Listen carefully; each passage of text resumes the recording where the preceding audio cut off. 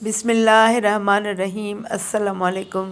رسول اللہ صلی اللہ علیہ وسلم نے فرمایا، تکلیف دہ بات سن کر اللہ سے زیادہ صبر کرنے والا کوئی نہیں۔ کم بخت مشرک کہتے ہیں کہ اللہ اولاد رکھتا ہے اور پھر بھی وہ انہیں معاف کرتا ہے اور انہیں روزی دیتا ہے۔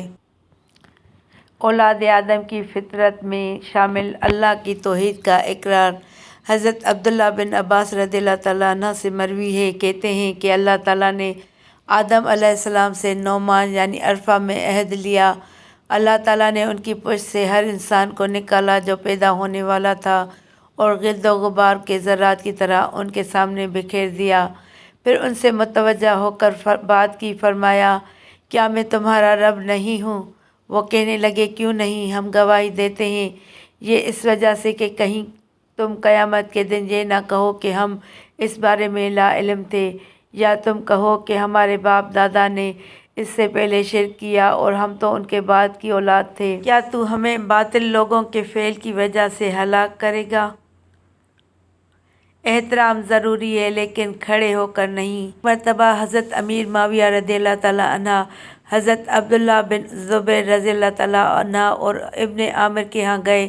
ابن عامر تو ان کے احترام میں کھڑے ہو گئے لیکن ابن زبیر رضی اللہ تعالیٰ عنہ کھڑے نہیں ہوئے۔ حضرت معاویہ رضی اللہ تعالیٰ عنہ کہنے لگے کہ ابن عامر تم بھی بیٹھ جاؤ۔ نبی کریم صلی اللہ علیہ وسلم نے ارشاد فرمایا ہے، جس شخص کو یہ بات پسند ہو کہ اللہ کے بندے اس کے سامنے احتراماً کھڑے رہیں، اسے جہنم میں اپنا ٹھکانہ بنا لینا چاہیے۔ ایک آدمی کو نیکی کی راہ پر لگا دینا یا برائی سے روک دینا دنیا کی بڑی سے بڑی نعمت سے زیادہ افضل ہے۔ نبی اکرم صلی اللہ علیہ وسلم نے ارشاد فرمایا، قسم اللہ کی، اگر تیری رہنمائی سے اللہ تعالیٰ ایک آدمی کو بھی ہدایت دے دے تو یہ تیرے لیے سرخ اونٹ سے جو بہت قیمتی اور عزیز ہوتے ہیں بہتر ہے۔ آزمائشوں میں صبر کا نتیجہ۔ جنون والی کیفیت میں مبتلا ایک عورت نبی کریم صلی اللہ علیہ وسلم کے پاس آئی اور کہا، اے اللہ کے رسول صلی اللہ علیہ وسلم، آپ اللہ تعالیٰ سے دعا کریں کہ وہ مجھے شفا عطا فرمائے۔ آپ صلی اللہ علیہ وسلم نے فرمایا، اگر تو چاہتی ہے تو میں دعا کر دیتا ہوں، اللہ تعالیٰ تجھے شفا دے دے گا، اور اگر چاہتی ہے تو صبر کر لے، اس کے نتیجے میں تجھ پر کوئی حساب کتاب نہیں ہوگا۔ کسی کے عیب مت ڈھونڈو۔ نبی کریم صلی اللہ علیہ وسلم نے فرمایا، مسلمانوں کی غیبت نہ کیا کرو اور نہ ان کے عیبوں کو ڈھونڈتے رہا کرو، بلا شبہ جو ان کے عیبوں کے پیچھے پڑا رہے گا اللہ بھی اس کے عیبوں کے در پہ ہوگا، اور جس کے عیبوں کے در پہ خود اللہ ہوگا تو اسے اس کے گھر کے اندر رسوا کر کے رکھ دے گا۔ رسول اللہ صلی اللہ علیہ وسلم نے فرمایا کہ رات اور دن میں فرشتوں کی ڈیوٹیاں بدلتی رہتی ہیں، اور فجر اور عصر کی نمازوں میں ڈیوٹی پر آنے والوں اور رخصت پانے والوں کا اجتماع ہوتا ہے۔ پھر تمہارے پاس رہنے والے فرشتے جب اوپر چڑھتے ہیں تو اللہ تعالیٰ پوچھتا ہے، حالانکہ وہ ان سے بہت زیادہ اپنے بندوں کے متعلق جانتا ہے، کہ میرے بندوں کو تم نے کس حال میں چھوڑا؟ وہ جواب دیتے ہیں کہ ہم نے جب انہیں چھوڑا تو فجر کی نماز پڑھ رہے تھے، اور جب ان کے پاس گئے تب بھی وہ عصر کی نماز پڑھ رہے تھے۔ رسول اللہ صلی اللہ علیہ وسلم نے فرمایا، سجدہ میں اعتدال کو ملحوظ رکھو اور اپنے باز کتوں کی طرح نہ پھیلایا کرو۔ نوٹ: عورتوں کا زمین سے چمٹ کر سجدہ کرنا کسی بھی صحیح حدیث سے ثابت نہیں، لہٰذا یہ حکم مردوں اور عورتوں دونوں کے لیے یکساں ہے۔ رسول اللہ صلی اللہ علیہ وسلم نے فرمایا کہ ان فتنوں سے پہلے جلدی جلدی نیک کام کر لو جو اندھیری رات کے ٹکڑوں کی طرح ہوں گے، اور یہ حالت ہوگی کہ آدمی صبح کو مومن ہوگا اور شام کو کافر، یا شام کو مومن اور صبح کو کافر، اور انسان دنیاوی ساز و سامان کے بدلے اپنا دین فروخت کر دے گا۔ جو غیبت ہونے بھی نہ دے۔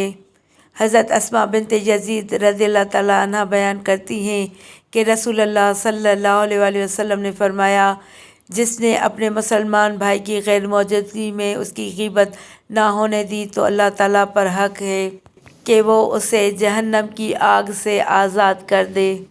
رحم آپ صلی اللہ علیہ وسلم کی بیٹیوں میں سے ایک نے آپ صلی اللہ علیہ وسلم کو بلاتے ہوئے اور اطلاع دیتے ہوئے آپ صلی اللہ علیہ وسلم کی طرف پیغام بھیجا کہ اس کا بچہ یا اس کا بیٹا موت کے عالم میں ہے۔ اس پر نبی کریم صلی اللہ علیہ وسلم اٹھے اور کچھ صحابہ کے ساتھ چل پڑے۔ آپ صلی اللہ علیہ وسلم کے سامنے بچے کو پیش کیا گیا جبکہ اس کا سانس اکھڑا ہوا تھا، جسم اس طرح مضطرب تھا جیسے ان کی جان پرانے مشکیزے میں ہو، تو آپ صلی اللہ علیہ وسلم کی آنکھیں بہہ پڑیں۔ اس پر حضرت سعد رضی اللہ تعالیٰ عنہ نے عرض کی، اے اللہ کے رسول صلی اللہ علیہ وسلم، یہ کیا ہے؟ آپ صلی اللہ علیہ وسلم نے فرمایا، یہ رحمت ہے جو اللہ نے اپنے بندوں کے دلوں میں رکھی ہے، اور اللہ اپنے بندوں میں سے رحم دل بندوں ہی پر رحم فرماتا ہے۔ رسول اللہ صلی اللہ علیہ وسلم نے فرمایا، جو کوئی اللہ اور آخرت کے دن پر ایمان رکھتا ہو وہ اپنے پڑوسی کو تکلیف نہ پہنچائے، اور جو کوئی اللہ اور آخرت کے دن پر ایمان رکھتا ہو وہ اپنے مہمان کی عزت کرے، اور جو کوئی اللہ اور آخرت کے دن پر ایمان رکھتا ہو وہ اچھی بات زبان سے نکالے ورنہ خاموش رہے۔ یتیم کی پرورش کرنے والے کو اجر عظیم۔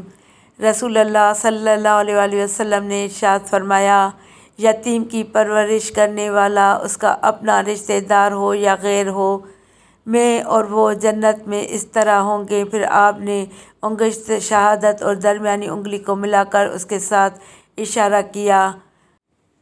رسول اللہ صلی اللہ علیہ وسلم نے فرمایا، ام العلا رضی اللہ تعالیٰ عنہ کہتی ہیں، رسول اللہ صلی اللہ علیہ وسلم نے جب میں بیمار تھی تو میری عیادت کی۔ آپ نے فرمایا، خوش ہو جاؤ اے ام العلا، بے شک بیماری کے ذریعے اللہ تعالیٰ مسلمان بندے کے گناہوں کو ایسے ہی دور کر دیتا ہے جیسے آگ سونے اور چاندی کے میل کو دور کر دیتی ہے۔ رسول اللہ صلی اللہ علیہ وسلم نے فرمایا، اللہ کی نافرمانی سے ڈرتے رہو اور رزق کے حصول میں پسندیدہ طریقے اختیار کرو، اس لیے کہ کوئی انسان اس وقت تک مر نہیں سکتا جب تک اسے اپنے حصے کا پورا رزق نہ پہنچایا جائے، اگرچہ اس کے ملنے میں کچھ تاخیر ہی ہو جائے۔ اللہ سے ڈرتے رہو اور روزی کے حصول میں پسندیدہ طریقہ اختیار کرو، حلال روزی حاصل کرو اور حرام روزی کو چھوڑ دو۔ سرکار دو جہاں نبی کریم حضرت محمد مصطفیٰ صلی اللہ علیہ وسلم نے فرمایا، اگر تمہیں پتہ چل جائے کہ کھڑے ہو کر پانی پینے کا کتنا عذاب ہے تو تم اپنے حلق میں ہاتھ ڈال کر اس پانی کو باہر نکال دو، اور اگر اس وقت تم دیکھ لو کہ تمہارے ساتھ کتنی خوفناک شکل والا شیطان منہ لگا کر پانی پیتا ہے تو تم پانی پینا ہی چھوڑ دو۔ اس فتنے کے دور میں ایک سنت کو زندہ کرنا 100 شہیدوں کے برابر اجر ہے۔ زیادہ سے زیادہ شیئر کر کے صدقہ جاریہ کا حصہ بنیے۔ جزاکم اللہ خیرا۔ ویڈیو اچھی لگے تو ویڈیو کو لائک کر کے چینل کو سبسکرائب کریں اور گھنٹی کے نشان کو دبائیں تاکہ میری آنے والی ہر نئی ویڈیو کا نوٹیفیکیشن آپ کو ملے۔